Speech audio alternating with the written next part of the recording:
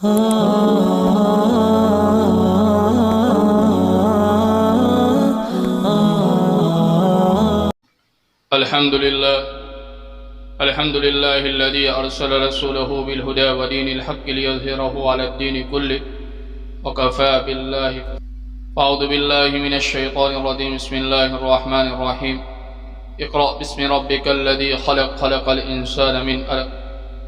इक़रा व रब्बुकल अकरम अल्लज़ी अल्लम बिल क़लम अल्लमल इंसान मा लम यअलम। सदक़ल्लाहुल अज़ीम। वक़ाल नबी सल्लल्लाहु अलैहि वसल्लम खैरुकुम मन तअल्लमल क़ुरआन व अल्लमह औ कमा क़ाल अलैहि सलातु वस्सलाम।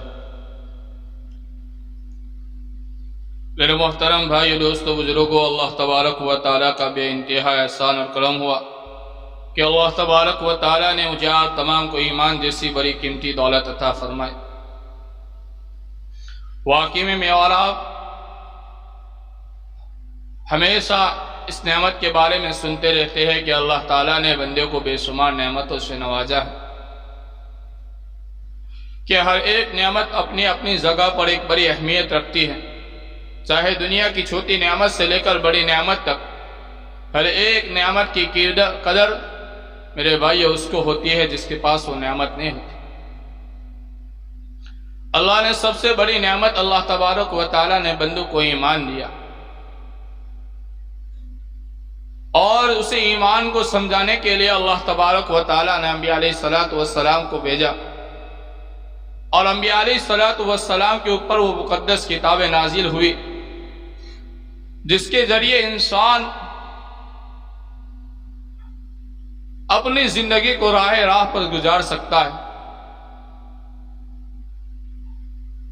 और वो किताब जिसमें अल्लाह तबारक व तआला ने कोई शक व शुबा नहीं रखा।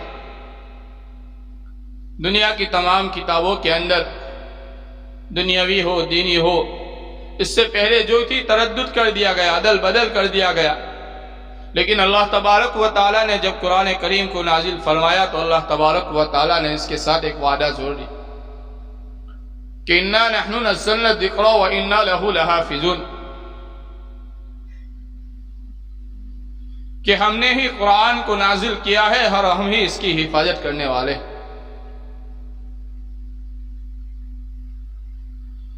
मेरे भाइयों, यहां अल्लाह तबारक व तआला बंदे को सबसे पहले कुरान करीम की जो आयत तिलावत फरमाई, जो आयत नाजिल फरमाई, उसके अंदर अल्लाह तबारक व तआला इल्म को बयान फरमाए कि इल्म बहुत ऊंची चीज है,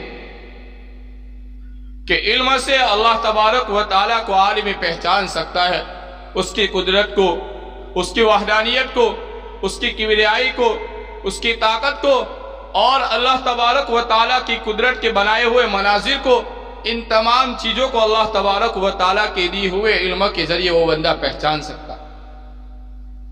और अगर उसके पास इल्म ही नहीं हो तो वो जाहिल हो जाता है, और जाहिल आदमी जैसी चाहे ऐसी जिंदगी गुजारता है। उसको न दीन से मतलब रहता है, न दुनिया से, किसी से कोई मतलब नहीं रहता है, मनचाहे जिंदगी अपने ऐसे की ऐसे गुजार देता है। लेकिन मेरे भाइयों, अल्लाह तबारक व तआला ने जो दीन दिया है और दीन के अंदर भी अगर हमारे पास इल्म नहीं रहा, मेरे भाइयों, दीन का इल्म हमारे पास होना बहुत जरूरी है। अल्लाह तबारक व तआला ने अपने किताब के अंदर और अपने किताब को जो नाजिल फरमाया उसको सबसे बेहतरीन किताब, और फिर अल्लाह तबारक व तआला ने फरमाया कि तुम में सबसे बेहतर लोग वो है जो इस किताब को सीखेंगे और सिखाएंगे। खैरुकुम मन तअल्लमल क़ुरआन व अल्लमहु। और अल्लाह के रसूल सल्लल्लाहु अलैहि वसल्लम ने इस बात को उम्मत को पहुंचाया कि तुम में सबसे बेहतर शख्स वही हो सकता है जो कुरान को सीखे और सिखाए। मेरे भाइयों, इसकी आजमत का हम अंदाजा लगा सकते। इनमें बहुत से लोग ऐसे हैं जिन्होंने कुरान को नहीं पढ़ा, जो पढ़े भी होंगे तो भूल गए, या मकतब में बचपन के जमाने में सरसरी तौर पर भूल गए, पढ़ा और भूल गए। ऐसा भुला कि आज उनको खोलने के बाद देखते होंगे तो कहीं तस्वुर दिलों में आता होगा कि इसको कभी देखा भी था या नहीं। सालों साल गुजर जाते हैं, कुरान को खोलने की तौफीक नहीं। हम तो ऐसे कैसे रहे, लेकिन उससे भी ज्यादा जुल्म यह किया कि हमने हमारी औलादों को भी दीन नहीं सिखाया। कि सुबह उठते ही सबसे पहले ये स्कूल जाएगा, स्कूल से आके खा पी के सो जाएगा, शाम होती ही ट्यूशन चला जाएगा, और उसको मदरसे के लिए कहा जाएगा तो कहेंगे कि हमारे बच्चों के पास तालीम नहीं है। सुबह स्कूल जाता है, दोपहर को आके थक जाता है, थोड़ी देर सो जाता है, फिर शाम को ट्यूशन चलाता है। मेरे भाइयों, ये अल्लाह की दी हुई औलाद अमानत है। औलाद को दीन सिखाना बहुत जरूरी है। उमर बिन अब्दुल अजीज रहमतुल्लाह अलैह का जब इंतकाल हुआ, लोगों ने उनसे कहा कि आपने अपने औलाद के लिए, आप जमाने के बादशाह थे, खलीफा थे, आपकी हुकूमत तो फुला फुला मुल्क के तक थी, आपकी हुकूमत इतनी थी, आप तो ये रियासत के मालिक थे, आपने क्या किया अपने औलाद के लिए? कुछ नहीं करा। उमर बिन अब्दुल अजीज रहमतुल्लाह अलैह ने कहा कि मैंने मेरे औलाद को वो चीज दी है जो दुनिया का कोई बाप किसी औलाद को नहीं दे सकता। मैंने वो बेहतरीन चीज दी है। फरमाया कि आपने क्या दिया? उमर बिन अब्दुल अजीज रहमतुल्लाह अलैह ने कहा कि माल के हिसाब से मेरा औलाद अगरचे गरीब है, इनके पास कुछ भी नहीं है, लेकिन मेरे औलाद को जिस दीन का तरीका तालीम दिया है ने, वो दुनिया की सबसे मालदार औलाद में से। गुर्बत के साथ जिंदगी गुजर जाएगी, लेकिन मेरे भाइयों जहालत के साथ जिंदगी गुजर नहीं सकती। हमने हमारे बच्चों को तरबियत नहीं की कि घर का माहौल क्या होना चाहिए। हमारे बच्चों को तरीका नहीं सिखलाया कि मदरसा पढ़ाया तो वो कैसे पढ़ाया। जहां फुला जगह, फुला घर में जहां मुस्तकिल मदरसा होता हो, जहां मुस्तकिल सुबह बच्चा आते ही उसके कान के अंदर ला इलाहा इल्लल्लाह की आवाजें गूंजती हो, ऐसी जगह के ऊपर जाकर बच्चों की फिक्र करके मदरसा पढ़ाना चाहिए। ये घूमने फिरने वाले 200, 400, 500 रुपए में घुमा फिरा के पढ़ाने वाले मौलाना से पढ़ा तो लोगे तुम, लेकिन उसका फायदा जाहिर नहीं होगा। बच्चे को मुस्तकिल उसके मैदान के अंदर भेजना पड़ेगा कि जहां कंपनी के अंदर जो माल बनता है वही कंपनी के अंदर बनाएंगे तो उसका फायदा होगा। कि उसका लेबल लगता है तो दुनिया वाले कहते हैं फुला कंपनी का माल है, ये फुला कंपनी की गाड़ी है, ये फुला कंपनी का कपड़ा है। मेरे भाइयों, जो लोकल लोग उसका लेबल लगा के घूमते रहते, उससे फायदा नहीं होता। यही कपड़ा ये पूना कंपनी का है कि ब्रांड का है, वो कपड़ा उसको जिंदगी 7 साल पढ़ाएंगे उसका रंग नहीं निकलेगा, और वही लोकल बना के उसका लेबल लगा लेंगे, दूसरी मर्तबा धोने से उसका रंग निकल जाएगा। यही बच्चे की असल जिंदगी है। अगर उसको मकतब में पढ़ाया, मदरसे में पढ़ाया, तो समझो ये कंपनी का लेबल लग गया, इसकी जिंदगी से अंदर कोई ईमान निकाल नहीं सकता।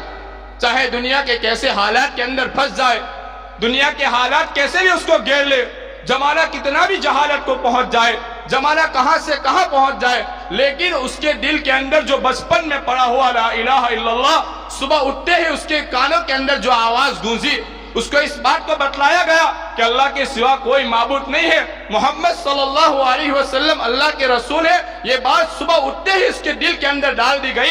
ये कंपनी का उसके ऊपर मोहर लगा दिया गया कि ये ईमान वाला बच्चा है, जिंदगी में कभी अपने ईमान से हाथ नहीं धोगे।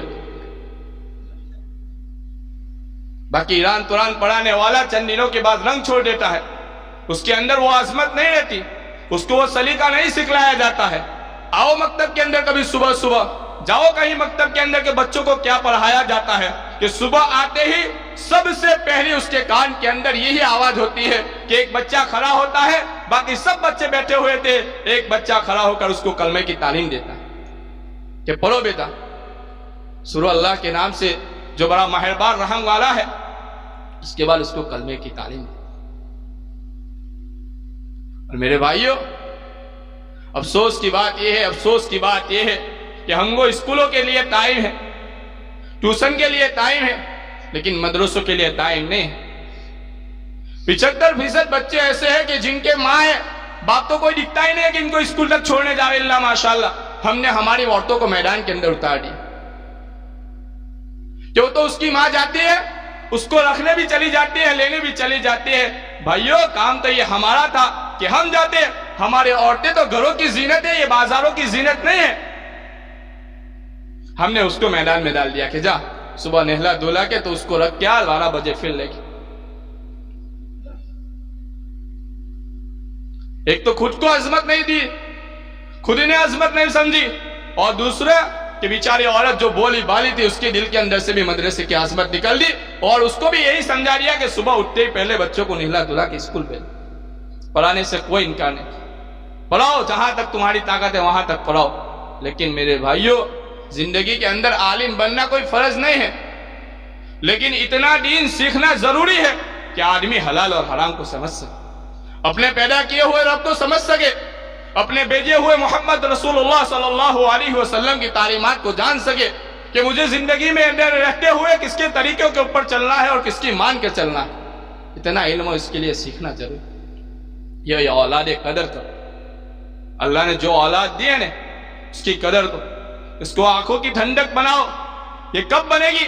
जब दुनियादार बनेगी ने तो ये आंखों की ठंडक नहीं बनेगी। आप बाहर सुनते रहते हो कि 1-1 लाख तनख्वाह वाला भी बाप को घर से बाहर निकाल देते, लेकिन कभी जिंदगी के अंदर तुम ये नहीं सुनोगे कि 60,000 में पढ़ाने वाले मौलवी ने अपने बाप को घर से निकाल दिया। कहीं सुनने में आ जाए तो बता देना। डॉक्टर निकाल देता है, इंजीनियर निकाल देता है। कि क्या हुआ कि बूढ़ा बाप घर में खांसता रहता है, मेरे बच्चे परेशान रहते हैं, मेरी बीवी परेशान रहती है, कि उसको या तो बहुत तो ये करेगा कि अलग घर दे देगा, आप यहां रहो, आपका खाना पीने का खर्चा उठा लें। लेकिन मेरे भाइयों, जिसकी जिंदगी के अंदर दीन होगा, जो दीन पढ़ा हुआ होगा, जिसकी जिंदगी के अंदर दीन की तालीम होगा, वो बूढ़ा बाप को खांसता हुआ भी सुबह शाम उसकी खिदमत करेगा। ये अगरचे कैसा भी है, आज बूढ़ा हो गया है, जिसकी बदौलत में आज जवान हूं, ताकतवर हूं, इन्हीं के पीछे मुझे जवान बनाने में, ताकतवर बनाने में अपनी इसने जवानी खपा दी, अपनी जिंदगी खपा दी, जब जाके मैं इस मोड़ पर पहुंचा हूं। अगर मैंने आज इनकी कदर नहीं की तो कल मेरे औलाद भी मेरे साथ ये सुलूक कर सकते, उसको ये बात का तसव्वुर रहता है। और बहुत सारे वाकयात, एक बाप को अपना बेटा मारते हुए ले गया घर से बाहर, थोड़ी देर बाहर ले जाकर एक दरख्त के पास पहुंचा तो वो बाप बूढ़ा कहने लगा कि बस अब मुझे छोड़ दो। बेटा बड़ा ताज्जुब हुआ कि इतना मारा, तब तक नहीं बोला यहां आके क्यों? वही बाप ने रोते हुए आंसुओं से कहा कि मुझे मेरे बाप को यही मारते हुए छोड़ा था। भाइयों, ये जिंदगी जैसी करनी वैसी बढ़नी है। अगर हमने हमारे औलादों को दीन नहीं सिखलाया, दुनिया की दौलत कदमों में लाकर दे दी, तो जिस काम के लिए कि तुमको ये सोचते हो कि बुढ़ापे में सहारा बनेगी, ये करेगी, वो करेगी, वही औलाद बेदीनी की वजह से तुमको जिस उम्र में तुमको औलाद की जरूरत होगी ना, वो उम्र में तुमको औलाद लात मारकर बाहर निकाल दे कि जाओ, और बूढ़े होंगे, तुम कुछ कर भी नहीं सकोगे उस वक्त। मेरे भाइयों, इसके लिए बच्चों को दीन सिखाओ, तालीम दो। बच्चों की जिंदगियों में तालीम का होना बहुत जरूरी है। सुबह उठते ही सबसे पहले हम खुद जल्दी उठे, अपनी घरवाली को उठाए। मैं मस्जिद में जाता हूं तो यहां नमाज, घरों से नमाजें गायब हो। पहले ऐसा होता था कि 95% औरतें घरों की नमाजी होती थी। अब वो दौर चला गया कि औरतों की जिंदगी से बेदीनी ऐसी आई मेरे भाइयों, कि सारी जहालत वहीं से उठती है। क्यों? कि मर्द को जो चाहिए था वो दुनिया सारी घर में लेके चला गया, लेकिन दीन जो था वो मर्द ने कभी दीन घर तक पहुंचाया ही नहीं।